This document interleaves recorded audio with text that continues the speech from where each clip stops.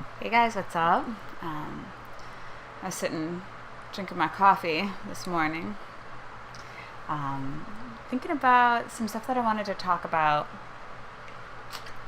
this week.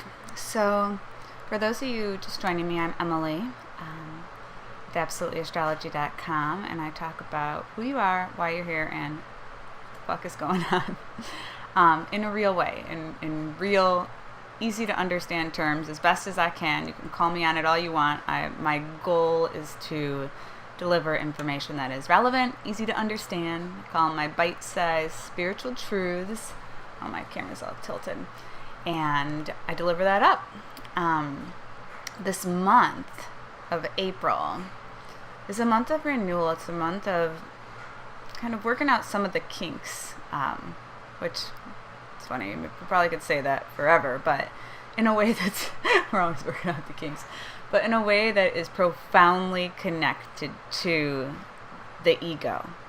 And when I'm talking about ego, I'm just talking about the individual self. So this video, I'm going to be talking today with you about past lives, okay, and the ego, and how do you look at the ego using astrology? How can you benefit from astrology in your life to understand yourself? Because as we move into concepts, a lot of times the mind will want to categorize good or bad, and I'm just going to encourage us as we explore together to kind of hesitate and not say, oh, the ego is bad or the ego is good. The ego could be bad, it could be good, and we experience that in ourselves, moments of goodness, kindness, passion, creation, connection, empathy. Like, we experience that, and then we experience things that we deem as bad. But even that can become really complicated. So in astrology, past lives is a given. Okay, this is the whole concept behind astrology and this zodiac, this wheel, this karmic wheel, is that we're here fine-tuning our spirits, that we're born into and through this world, and yet we're like a piece of art being made, and you come into life after life after life, honing and developing those skills. So whatever your sign is right now, so I'm a Taurus, and I tend to attract in Taurus, Capricorn, Virgo, or some of the water signs, Cancer, Pisces a lot, or Scorpio.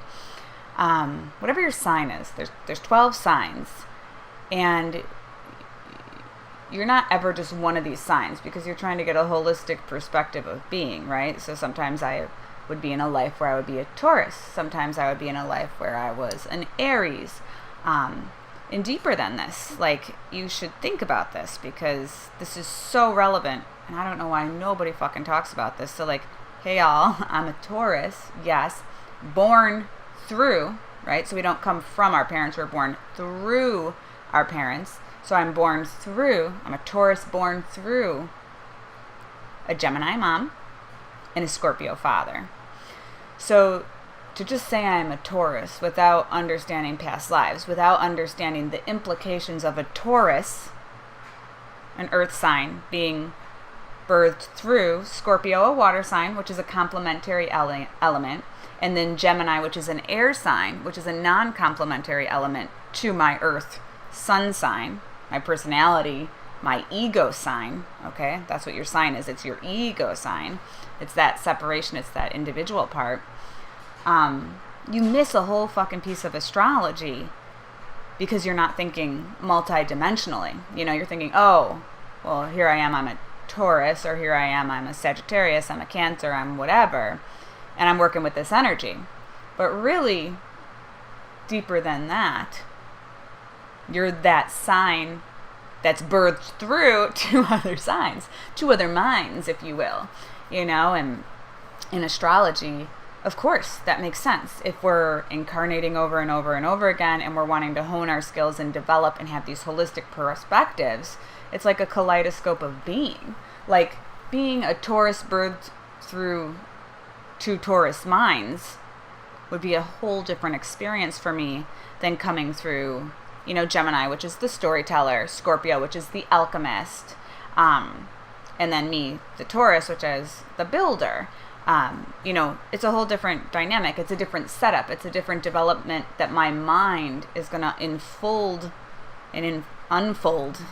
throughout life. And so as you're understanding yourself, right? So we're all here trying to understand ourselves, kind of gain this self-mastery, step into ownership of taking our power, whatever that be, and turning it into a strength that serves the collective rather than the opposite. Because any of these personality traits, and you'll learn this in astrology, every trait has a shadow side and a light side. So every trait can be used in different ways, just like you think of money. You think it could be bad, but money isn't inherently good or bad. Power isn't inherently good or bad. People with power can use it for good. People with power can use it for bad. There's all these different levels and layers. And so as you're going through life, you're understanding yourself. And this week I would say, take a minute as you're understanding how we are separate and yet we are so connected, because you are influenced by the parents you come through. Their minds are setting kind of up your mind. They're interpreting your mind. They're reflecting back your mind through their minds, and this is where all these distortions happen. But for instance, I can look at being a Taurus, being birthed through a Gemini, and you begin to say, oh yeah, the storyteller, the ability to be flexible and fluid and to learn how to be conversational with virtually anyone, that came out of me. In addition to the fact, there's other elements, right? Like my Taurus sun sign falls in the 3rd house, which is Gemini. But you don't need to get that deep. You can literally start with, all right, well, what would it mean for me to be this sign, but born through these 2 other signs? Because maybe you don't even know what your parent signs are, right? Like maybe you don't know. Like that's true. I have clients, they don't know. And then you start to be like, oh. And then you can take it further. Like, what about your kids? I am a Taurus, Earth, married to a Pisces, who is water. We have 2 fire sign babies. So not inherently, complementary on an ego level with our egos. The way we go about expressing in life might be a little bit contradictory, but if we're here to learn, stretch, grow, and become, you can see why one might have picked up these patterns. And so that brings me to the second point of incarnating and karma in past lives and repeating through these energy cycles, is that we on many levels are wanting to craft and hone various parts of our being. So cause and effect, is something that is really deep, especially in like a lot of the occult, astrology, all these books. You're going to start learning about how cause and effect isn't as clear as you think it is. Like sometimes we think the effect is the cause and the cause is the effect. Or like, for instance, I always think about on my path and my journey I've had, and I'm sure you've had this too. Like, can you think of a time where like your path got reset for you? No, I'm serious. Like fucking like, you're like, what the fuck collided to make that shit happen? It's so beyond. So I think about like, all right, man, back after college, and I was a wilderness therapy counselor, and I lived half a mile up a mountain, and we had to pee and poop in a privy hole that we dug in the earth. It's a whole nother story for a whole nother day. But then I came home to Chicago back then, got a job, got fired from my job. This is just trauma. Just straight the reckoning. I was just beaten, torn, oh God. And so I was fired, and I didn't know what to do. And so I go and I get a job with Lush, Fresh Handmade Cosmetics, like the coolest company I could have ever imagined. I never thought I was cool enough for that company, but I had seen them in England. They had showed up in Chicago, and like this moment in time happened. And then Lush, my whole career with Lush occurred. And that's where I was like birthed. That's where I found myself. Like through business, through management, through sales, believe it or not, through fucking sales, I transcended my own ego. I birthed myself into the world. and had my spiritual awakening. And so you have to look at it in a long linear pattern. And I think that awakening that happened to me, did that cause me to get fired? Was my desire to awaken so fucking strong? Because it's been strong since I was young, and I wrote about it in my book where I saw the ghost at the end of my bed. Like, was my desire so fucking strong that was the effect I wanted? The desire is the effect, right? Like, isn't that the effect? I want to awaken. This is my desire. And then the effect could create the cause, which then thus changes it. It reverses it. So the fact that I got fired was only to meet the end goal. It wasn't the cause, it was the effect. And whoa, what a fucking mind fuck when you think of it that way, because we carry these desires so deep in our heart for what we want, what we believe we need, and these desires are a form of prayer in some ways. The desire, you think of it vibrationally. If we're calling out for something, it means something to the other side. So if I'm calling out to wake me the fuck up, like something isn't right here, I need to understand why I'm here, I'm done, give me the fucking answers. And I might have thought of it differently, like, let me become a guru, let me transcend myself, let me become whatever the fuck I was really thinking, who knows. But like that call goes out, they hear it, and they're not, I would say the other side, or that part of whatever supports us in growing and moving through the stages, would be like, girl is ready to be birthed into the world, and then some of these dynamics, some of these synchronicities start showing up. We fight it a lot of the way, and this is what I was writing about in my weekly horoscope about the mind, because from our separate self, we're sending out the signal. Some of it, our signal could be distorted, like we might think we desire something, but like that desire could mean something differently for our actual growth.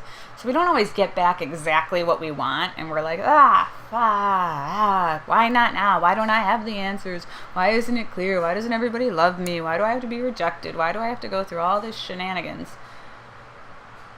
And so like we kind of actually fight our own selves on this journey.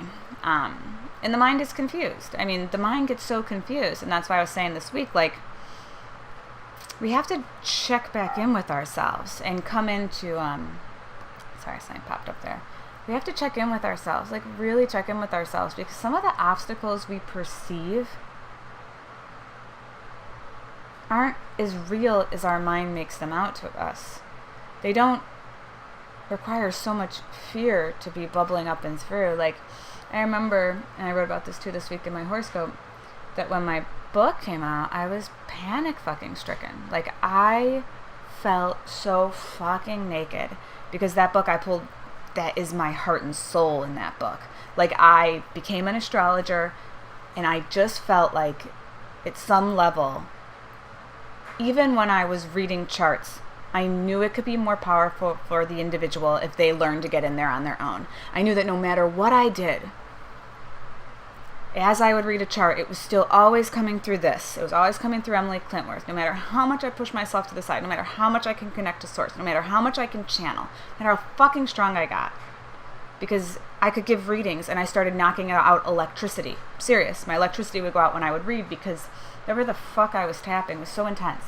But I even through that realized that it wasn't the highest service I could offer. I said, this isn't the best service I can offer to somebody, because they need to get in their chart. They're going to see what they need to see better than I can see what they need to see for themselves. And that I knew it. I knew it from customer service. I knew it from business. And I was like, I'm in it to serve. So I wrote this book. So I wrote that workbook, Claiming Your Power, where I guide you through decoding your own chart or whatever. And when that book came out, all of this, I'll call it my shadow, because I became so frightened. I was just fucking frightened of not being received, and not being seen, of not being understood, of being misrepresented, of being like someone thinking the fact that I wanted to give astrology back to the people. That's crazy. Would astrologers hate me? Were they going to hate me because my goal was different? That I didn't want to sit and do the readings, that I wanted to give you the key? Oh man. And so this bubbled up. But a lot of that obstacles, a lot of those things that my mind was like working out, they weren't even real. Like, no one was there saying anything to me. I've gotten like brilliant feedback on my book. I've gotten like tons of awesome emails. You know, there's this range of people who can get through my book and others who can't, because it is work. Like, you're not like, my path is not, I mean, I think it's the more, you might get more nuggets of wisdom that you can eat and digest going through my chart versus when I give a reading. They're both powerful. Like, I can still do readings and they're still powerful. I just personally don't think they're as powerful as if you decode your chart yourself. And seeing as I'm such an asshole for that stuff and I hate all authority figures forever, that's how I would have wanted to receive astrology. Like, on my own little journey, like doing the worksheets, like working it out, like applying it, getting it. Like, that was what I wanted. And, you know, as you're going through, the more heart-centered your desire, so whatever the fuck, and you always have a desire. So, like, I think that you can become less attached to the desires as you spiritually grow, but you're always going to have a desire. So your mind can pull little tricky tricks on you. Like, I remember thinking I could never make a video. Dude, you should see, no one's ever seen my early videos. I was too scared to post them, and they were like, I would like recut and revise and whatever. And this, what you're watching right now, is raw. It's probably way too long, and I've had to kind of accept that I'm a rambler and that some people will follow me and some people won't. I've had to learn to get past, like, not everybody needs to like me, and thank fucking God, because I don't want to have to like everybody either. I figured if I could accept that, you know, you don't have to like me, then amen. I don't have to like you all the time either. But I had to like move past through some of that stuff. And like, that's the separation. That's that part of us that is so individual. And this is the sun sign. And this is what I was talking about in the beginning of the video. Understanding that you have a sun sign, and then you were birthed through 2 other sun signs. You came through 2 other minds, 2 other personalities that were like impacting you. You're growing up, you're like, your mind's, me and my brother were talking about this last night, like, your mind is so fucking impressionable. Like, shit that happens when you're like 7 can completely derail you. You could happen to you later in life. You could handle it. I remember I was walking through a baseball field when I was younger, and I had this girlfriend who asked me, Emily, how much do you like me on 0 to 100%? And I was like, 100%. And then idiot me asks, she probably set me up. It's like, how much do you like me? And she was like 50%. And I was like, duh, like shattered. You know, like, if someone would say that to me today, I'd be like, okay, so then why the fuck are you sitting here being my friend? Like, that doesn't make any sense. What's going on with you in there that you would be friends with someone you only like 50%? But back then, when I was little, I was so impressionable. And that burned me. That like took a piece of my chunk I had to go back and reclaim. But the mind is impressionable. So when you're birthed, that separation is birthed through 2 other separate selves. Your parents, your mama, your papa, whatever happens, they had their own patterns. So go ahead and explore that. Look it up. Get to know it. Figure out, how did that impact you? How did that shape you? How did that make you a different sun sign than you would have been otherwise? And here's the best part. Why would you have picked it? I fundamentally believe we pick our parents. They had something to offer us that we wanted, whether from our vantage point we can understand it or not. For some reason, we picked that. So the biggest question, that's my assumption, and I truly believe this. I don't know why. It's like some of the things that I think I know. You don't have to believe this. You might think I'm crazy. It's totally cool. But if you believe that you picked your parents, why would you have picked those traits? Why would you have come through those sun signs? What were you trying to do to your own sun sign by picking those sun signs? So as we're diving into the personality and starting to understand it, I'm going to be making more of these videos. If you have any feedback, please email me. send me comments. Let me know if it's making sense, if it's clear. That's always my goal. And just keep me posted. I live for this fucking stuff. This is my life. This is my mind. These are the things I think about and talk about with my friends and my family. Though my husband doesn't always often like to go down the old rabbit hole or think about these existential things as much as I do, but I can't imagine being here and not wanting answers. Like, to me, that's like, who the fuck are you? How do you get shot out on this body? Here you are. How are you not asking for answers? So exploring that. I'm going to be thinking about it too. How deeper, how coming through those 2 sun signs for me, Scorpio and Gemini, how did that impact me? And then crazy enough, I've looked back at my parents. They each came through the same 2 sun signs. Their parents had the same 2 sun signs, but reversed. The man and the woman was reversed on either side of, I think, for my parents. They were very similar signs. They had dynamics, which is really curious to me. So you can go back further and then think about if you have children, and you go with the assumption of they chose you as a parent. Like, I ask, well, why would my fire children choose earth and water parents? And that's going to be kind of a molding and a fine tuning, but in a really gentle way, because you do not, I know that I would never want to put out the beauty that is fucking fire. Like, the creative power of fucking fire is so goddamn gorgeous. I love fire. I have some beautiful friends that I mastermind with. They're both my fires. But you would never want to, you want to tame, maintain, grow fire till fire can control itself, right? And so I think about that with my own kids. It helps me with parenting and how I'm gonna allow them to, they're coming through me. They come through this mind, and I'm hoping this mind can support them. All right, guys, send me emails, comments. Mwah, mwah, mwah. Have a glorious day. Bye.